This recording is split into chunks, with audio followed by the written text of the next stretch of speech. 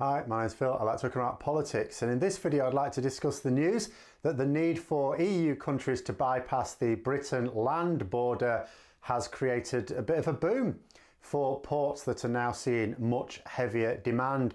But first, if you'd like to be notified of daily news and politics, please subscribe to the channel and click the bell notification icon.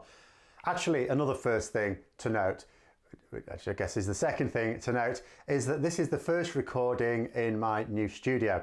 You may not see the benefit at the moment. That's because we're in the middle of phase one. I have phases. And I'm hoping that phase one will be over by the weekend, and I will of course then do a fuller video just on this. But just in the meantime, so that if there are any changes to certain formatting over the next few days before the weekend, that's because I'm trying things out. But anyway, back onto the politics. And when the headline talked about Brexit winners, you didn't think I was really going to be talking about in Britain, did you? I mean, there will be some winners in Britain, of course. Disaster capitalists have already made a fortune from the impoverishment of our country, and I'm quite sure they intend to do much more of that. There will also be more jobs in logistics, and the government are expanding HM revenue and customs with tens of thousands of new bureaucrats. So, that being said though, whether the people who get these jobs are technically winners or not is not always an easy question to answer, because it's always based on, so if they didn't have that job, is there another job they could have had? And if the reason they couldn't have had that job is that because it was lost due to Brexit? It's very difficult to say, isn't it? It doesn't represent a net increase in jobs. That's the thing. There isn't going to be a net increase in jobs available as a result of Brexit. It's a net loss, because a lot of them have been lost as a result of this government's actions and inactions. But perhaps it will be a better job for some lucky few than would have been available otherwise. Now, in terms of UK wins, there we can be a little bit more positive, because there may be some wins for people, say, in Northern Ireland in time. There are currently a lot of problems, of course, which I'll be touching on towards the end as well. But one of the big issues facing trade with the EU is, I suppose, animal products, really. For example, untreated animal products simply cannot be traded between Britain and the EU. It's not just certain fish either. But we've also got sort of a wider issue with trade even between Britain and Northern Ireland because of the Northern Ireland Protocol. So chilled meats. Now at the moment we can transport chilled meats from Britain to Northern Ireland, but that is because Brexit has not been fully implemented. We have a bit of a grace period on that, and when it ends, which I think is supposed to end, or the original schedule was for the end of March, now there may be negotiations on extending some of those grace periods, but at some point it will end later this year. And it will also include the general ban on trading in processed animal protein, seed potatoes, ungraded eggs, and so on.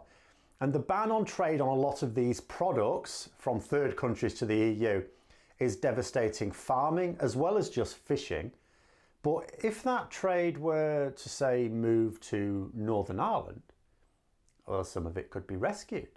For example, let's say you produce sausages, and they're chilled, not frozen. If they're frozen, there's not an issue. You can absolutely export frozen sausages to the EU, but not chilled if you're a third country. So let's say these chilled sausages are produced in Britain and it's not really worth your while freezing them for whatever reason, then they won't be able to go to Northern Ireland even once the grace period ends, not just the EU. Unless, of course, some system is worked out to mark it out as, actually, do you know what? This isn't actually going to the Republic of Ireland. There is no chance of it doing. But that would require some practical solutions to the implementation of the Northern Ireland Protocol. The protocol itself isn't going to be changed, but there may be some ways to be pragmatic with it if everyone works together.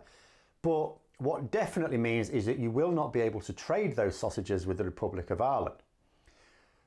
But if you shift production to Northern Ireland, well, you no longer have that problem on either score. And given the scale of the impact of these bans, which in themselves, are not huge, you're talking about, a business here, another business there, that are not necessarily massive businesses, although some of these businesses do have communities around them who rely upon them.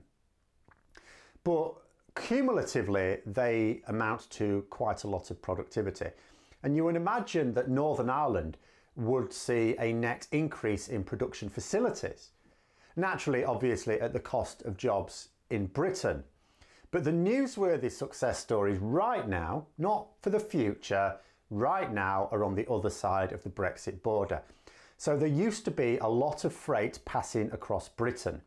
Not because it was either end of a journey, but because it was a useful route from one EU country to another, with one of them usually being Ireland. And I think from Ireland to the continent, around about 170,000 lorries a year, thereabouts.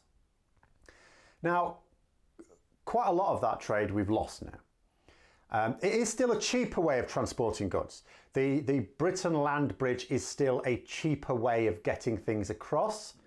The problem is the delays and the extra paperwork mean that for a lot of hauliers, it's just not worth it. So with this in mind, extra capacity was set up for ferry routes directly between Ireland and France. I was talking as long ago as 2019 about Cherbourg to Rosslare. I mean, those were begun, and even then they weren't considered enough to be able to meet the demand that may have happened. Capacity was intended to be doubled, but it actually trebled in January to try and meet that demand. At Rosslare, I've seen reports suggesting that they experienced a 5-fold increase in volume passing through. And bear in mind that there was a lot of stockpile in December. You know, in order to try and beat the Brexit deadline, and people really didn't fancy being the first experimental guinea pigs to try out Brexit in the first few weeks of January, anyone who could stockpiled. So that would of course mean there'd be less demand for freight in January. Indeed there was. So when you consider there was less demand for freight, when I say globally, I don't mean globally. What I mean is around Britain, Ireland and the continent. So to see an increase, a 5-fold increase, makes you wonder what those routes are going to look like as the year progresses, if indeed they can expand to meet that demand. I mean, there may be a limit there. There often is with ports. But these ports servicing the new traffic, like, you know, Cherbourg and Rosslare, but not, you know, isolated to them, has created a bit of a boom. There's a lot of work to be had on the docks in those areas now. Naturally, this boost in traffic flowing between Ireland and the continent has been counterbalanced with the massive drop in traffic between Britain and both Ireland and France. You know, ports in England and Wales have seen a huge drop in volume of freight passing through. And in terms of when you're talking about the west of England and Wales, then you've seen a significant drop, full stop, at those ports. But Dover, the government are still trying to convince people that trade is getting back to normal because the number of lorries passing through ports like Dover have significantly increased. The thing is, most of those lorries are empty. I've talked about this before. Now, because the government aren't really being straight with us, we don't know exactly what that means, other than trade is way down. I mean, that's obvious. If most of those lorries are empty, and that did not used to be the case, then that means there's less trade. There's less goods being sent to the EU. That's obvious because we have fewer lorries. They might be getting up there now, but we still have fewer lorries, and there's double the proportion of those lorries are now empty. That means less stuff being exported to the EU. Now, it could be that the lorries are empty because the loss of trade is disproportionately hitting exports. In other words, EU customers are not buying as much British produce, but we are buying proportionally more EU produce. So we have to send the empty lorries so that they can come back full. Or it could be that the full lorries are coming into Britain and leaving empty because there wasn't a load for them to pick up. You know, we don't really know, but what we do know is that the consequence of this is that we are selling a lot less, and so making a lot less money as a country. Remember, you make money not by selling to yourselves, but by exporting. You know, instead of like selling to an EU company, if a British company finds another British company to sell to, okay, it's fine for that company. Doesn't help the country. We're not making money by doing that, you know, but we're obviously not buying less in the same proportion. So whatever the reason, if you measure trade by actual volume or value of freight, doesn't really matter which, passing across the border, I mean, neither of which is likely to be known before the end of next year, or at least till next year at some point, then even if there are a few winners in the UK, and it's genuinely very hard to find examples, then the net impact is a huge loss to Britain at least. Not so much, as I say, the UK, because like I say, Northern Ireland genuinely could get some benefit in the long term. Now, part of this, of course, will come down to the implementation of the Northern Ireland Protocol. That needs to be improved to stop the whole situation blowing up there, because it seems to be a bit on the edge. I notice now that the DUP seem to be suggesting that maybe they're all right with a Swiss-style Brexit. The nutters who wanted nothing more than a no-deal Brexit have perhaps realised that, well, this was never on the cards. And even if it was on the cards, or you believed it was on the cards, it's not now. And that a close relationship with the EU is perhaps a lot better for them than what we have now. Because what we have now is a nudge towards rejigging supply lines towards the Republic of Ireland and away from Britain. This does not help the DUP. But I saw a statement from Simon Coveney, who's the Irish Foreign Minister, pointing out that the Northern Ireland Protocol is acting as a bit of a polarising factor in Northern Irish politics right now. I would certainly agree with that. And the need, therefore, for practical solutions to emerge quickly are absolutely paramount before the area can adjust to any post-Brexit opportunities. And the Irish government are trying to push that very hard.